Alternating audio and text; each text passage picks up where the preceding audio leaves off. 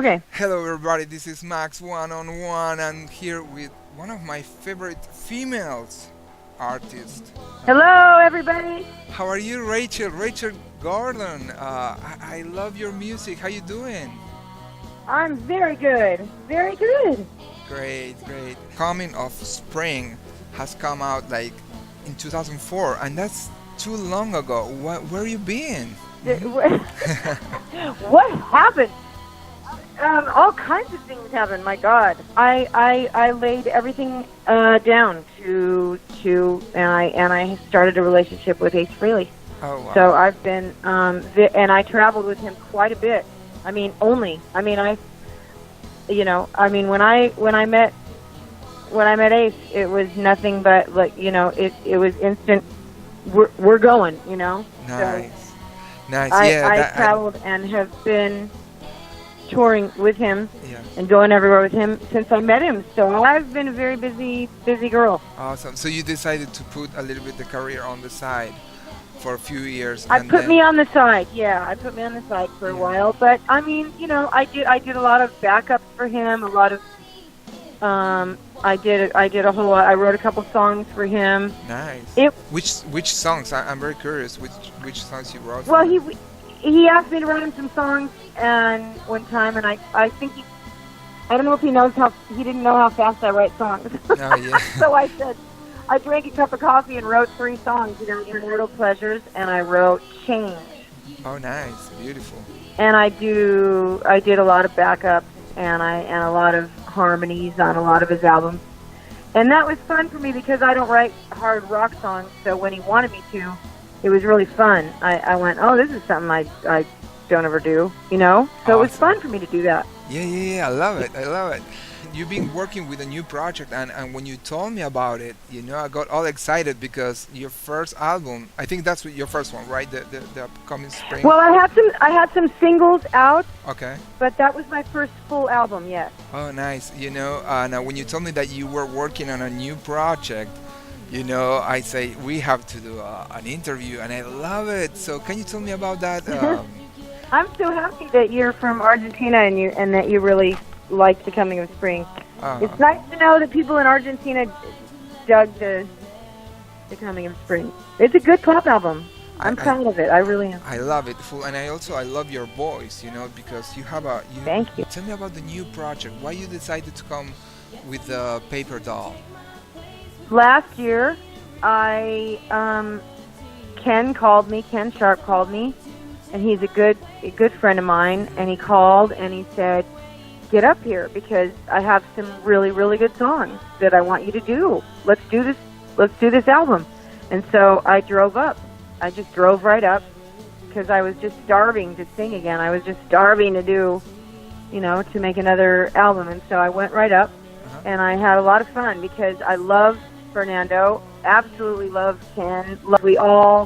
It was like we've all known each other forever, because our ideas and the music that we like and all the music that we love and take things from and and talk about is all that we're all watching the same channel on that. We all see, we all dig the same thing. So it was very fun, and it was really easy to just go into the studio with these guys and do these songs. It was something that was like, it was really it was super magical for me to do that because Ken almost could just, he felt me. He wrote songs that it was like, they were so perfect for me. Yeah. It was only someone that really cares for you and understand, and a good friend can do something like that. But he's just such a good songwriter anyway. Yes, exactly. But his He's songs huge. definitely spoke to me. I loved them all. Yeah, we're talking about Ken Sharp and Fernando Perdomo.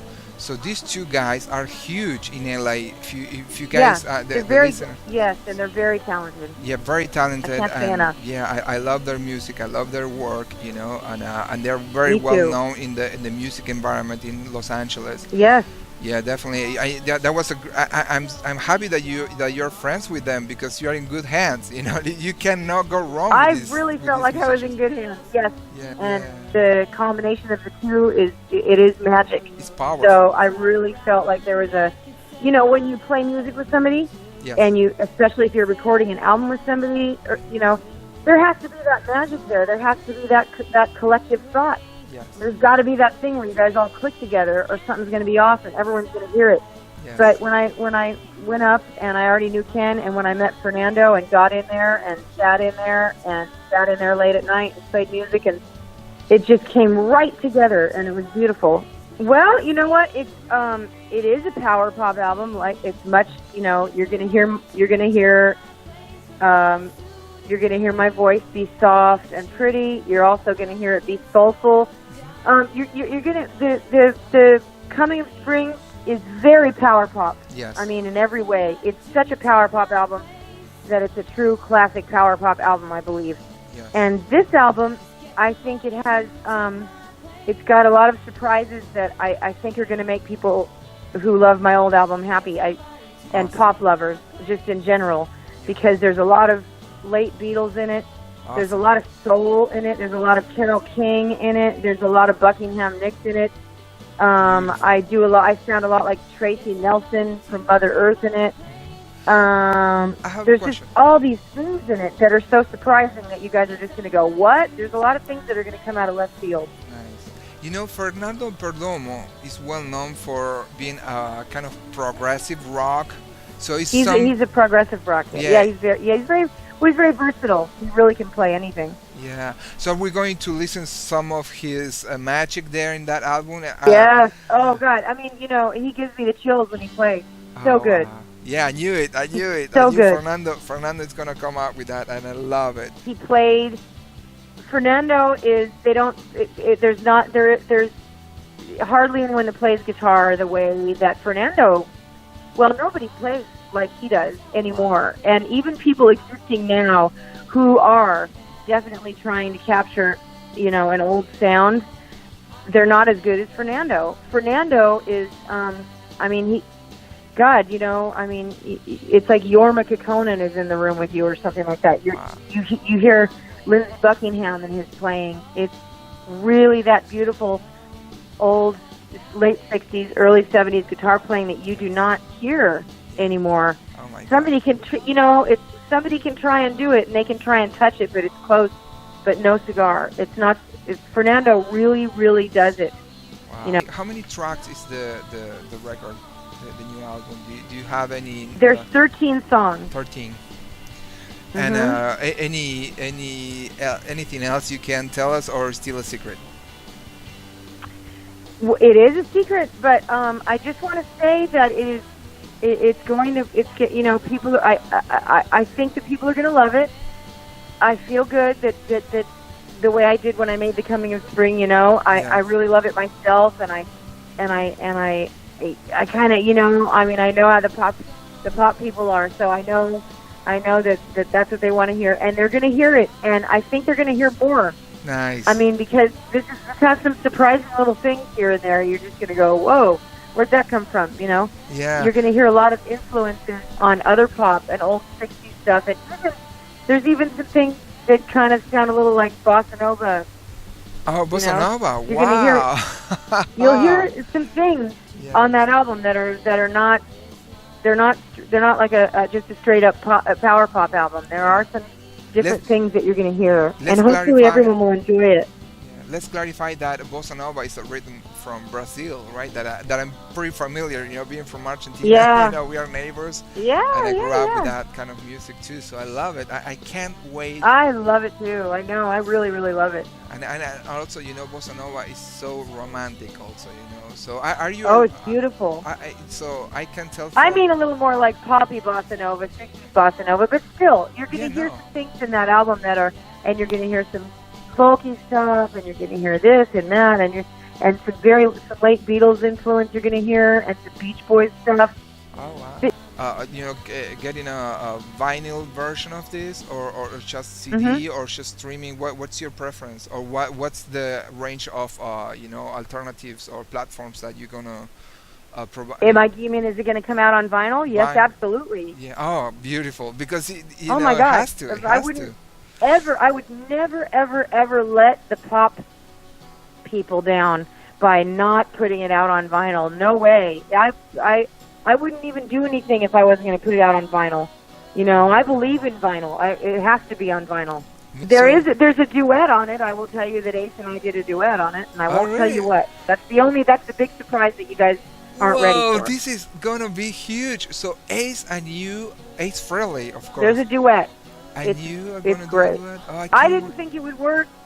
Uh-huh. He didn't really think it would work, but it did. It worked, and it's fantastic. So Oh my that's God. a surprise. I won't tell you what, but that's a, Yeah. that's so- that's a surprise. Oh, I can't wait to. Oh my God, Hopefully this is everyone's gonna gonna be. Listen, because you're opening also the market for the Kiss fans, and since we are talking about the Kiss fans, that I'm pretty sure if Ace Frehley is there, they're gonna buy it because they're Kiss fans. They buy a record just because there's one name on the cover, and that's it. A producer that work, with. I know how the collectors are. Yeah, no, I know. Over our love, I can't make it out. Is it down or above? 'Cause you say to me, you don't wanna cause me pain. But then I wonder if you can do it again. Where are you tonight? Where are you tonight? Where are you tonight? Person There's I'm going to gonna be buy, some fun Rachel. surprises with the album itself, like with the package.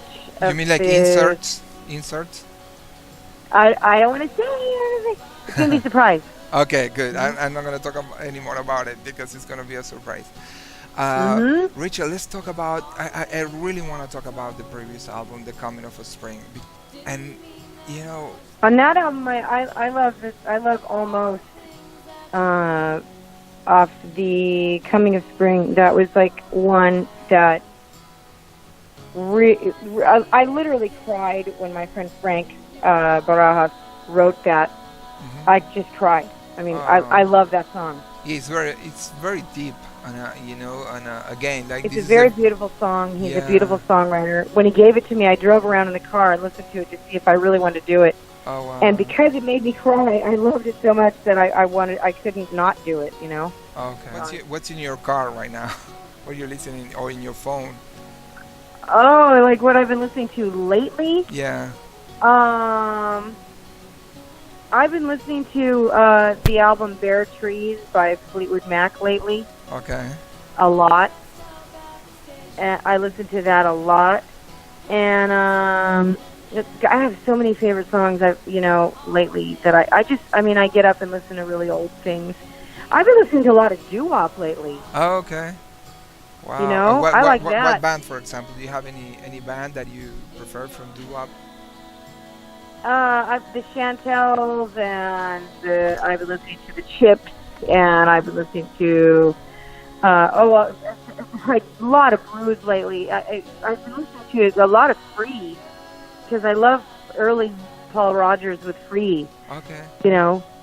I really love that, and so I listen to that constantly, and then I'll listen to that, and I'll just turn on, like, all of a sudden I'll just want to hear Betty Hutton, and I want to hear Joe Sternford, and I'll go from that, and then I'll want to hear some really, really old 20s blues, and maybe I want to hear some country, because I love old country stuff a lot. Influence? What's your biggest influence in your life? Like that artist that has been with you through the years, since you were a little girl until now. Let me think about that.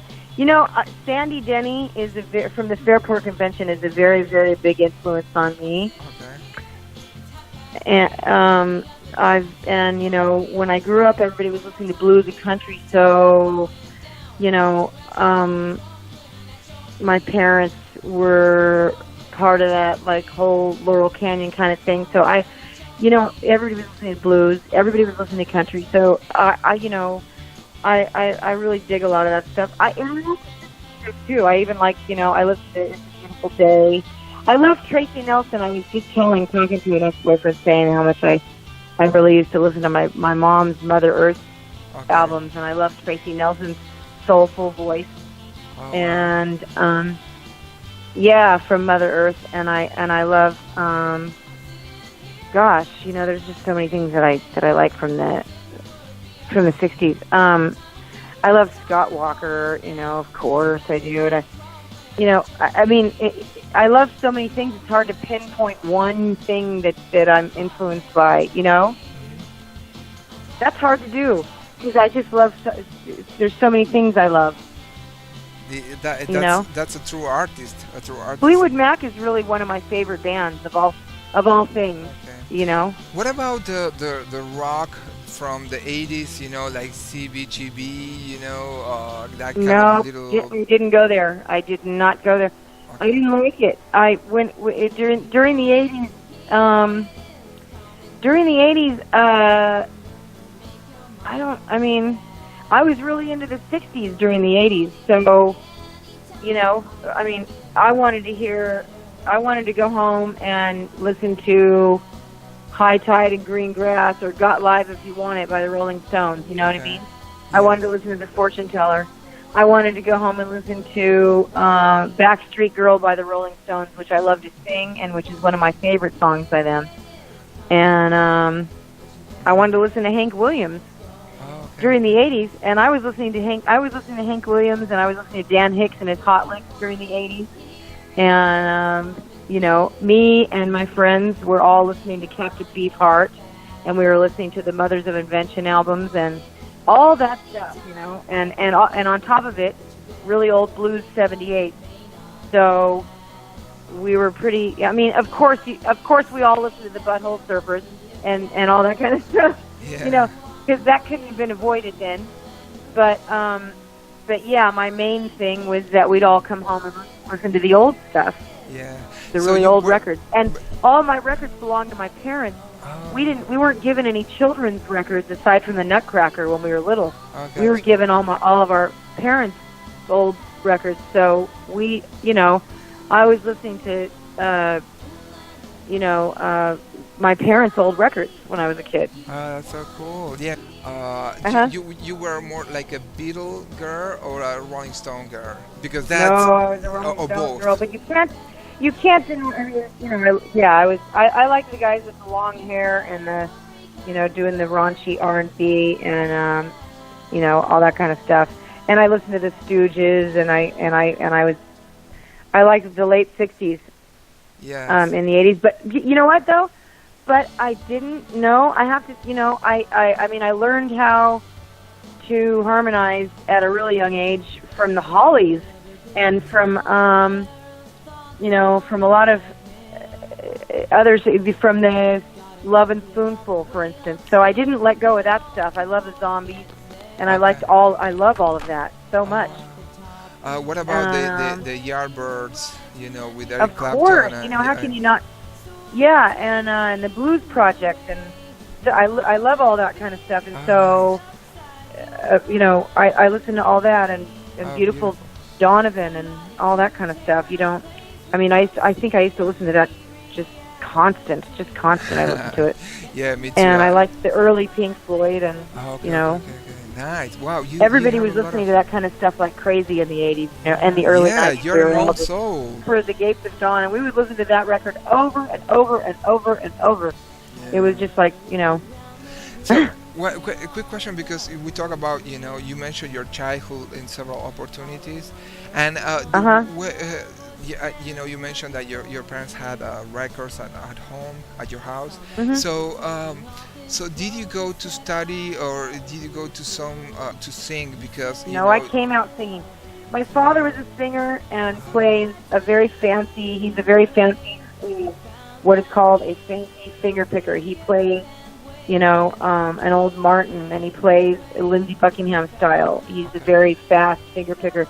And my parents, like a lot of other people, like the Red Dog Saloon that the Byrds had, my parents had a ranch as well. Okay. A lot of the bands from San Francisco used to come down.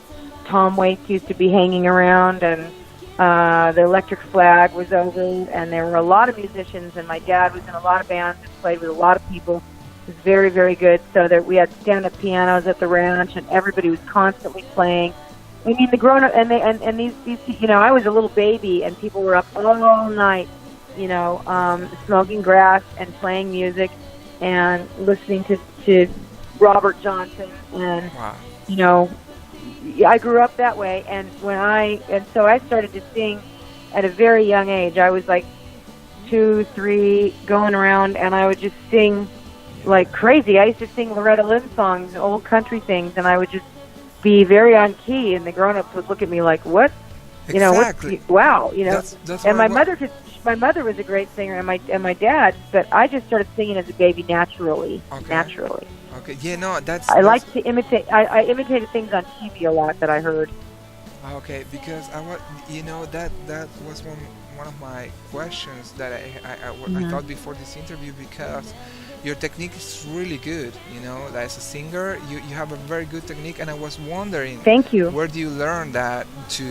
There's some harmonies, some little touches here and there in your voice that is part of the culture.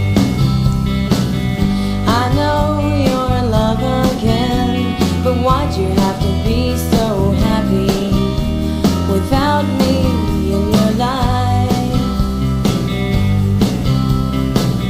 Why couldn't you just pretend the world is hurting you just a little, if only for tonight?